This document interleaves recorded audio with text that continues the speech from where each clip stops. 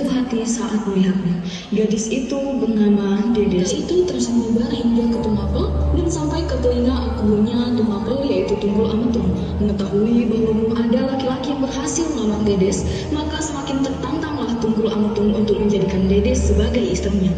Maka pergilah Tunggul Ametung bersama para prajuritnya untuk mencari Dedes. Akhirnya Tunggul Ametung dan prajuritnya menemukan rumah Dedes yang terletak di lereng Gunung Kawi. Siapakah di antara kalian semua yang bernama Dedes? Saya, tuanku. Dan jika saya boleh tahu, siapakah Anda? Dan apa maksud kedatangan Anda bersama prajurit-prajurit Anda datang menemui saya? Saya adalah Aku Tumapel, Tunggul Ametung.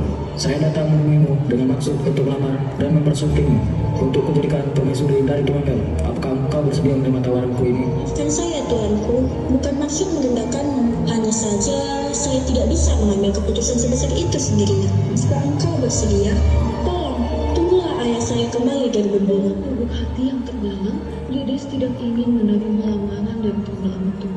Sebaliknya, Tunggul Ametung takut jika ia pergi, ia akan didahului oleh pemuda lain. Karena alasan itulah, ia menculik paksa Dedes saat itu juga dan membawanya kembali ke Pakuan Tumapel untuk ia nikahi. Tidak, aku tidak bisa menunggu sama itu. Aku akan memaksamu untuk ikut denganku, walaupun kau menolak. Tidak akan kubiarkan laki-laki lain mendapatkanmu, Dedes. Aku mau lepaskan saya. Diamlah, dan aku tidak akan menyakitimu. Kau akan hidup bahagia bersamaku. Tidak, tolong lepaskan saya. Dengan begitu, berhasillah rencana Tunggul Ametung untuk menculik Dedes dan menikahinya secara paksa. Setelah Dedes berhasil diculik oleh Tunggul Ametung, beberapa saat kemudian kembalilah ayahnya yang bernama Empu Purwa dari berburu. Di mana Dedes? Ada laki-laki yang mencurinya, tuanku. Ya benar saja. Siapa yang berani-beraninya mencuri Dedes dariku? Aku bersumpah, siapapun yang mencuri Dedes dariku akan mati dengan tindakan keras. Camkan jangan itu.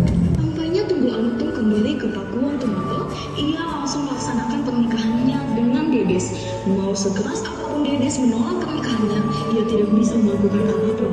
Maka Dedes pun secara resmi menyandang gelar sebagai prameswari dan ibu bagi calon pewaris Pakuan Tumapel. Dedes berharap suatu saat akan ada yang membebaskannya dari Tunggul Ametung. Maka datanglah Ara untuk menyelamatkan. Karena istri tercintaku Dedes ingin pergi ke festival,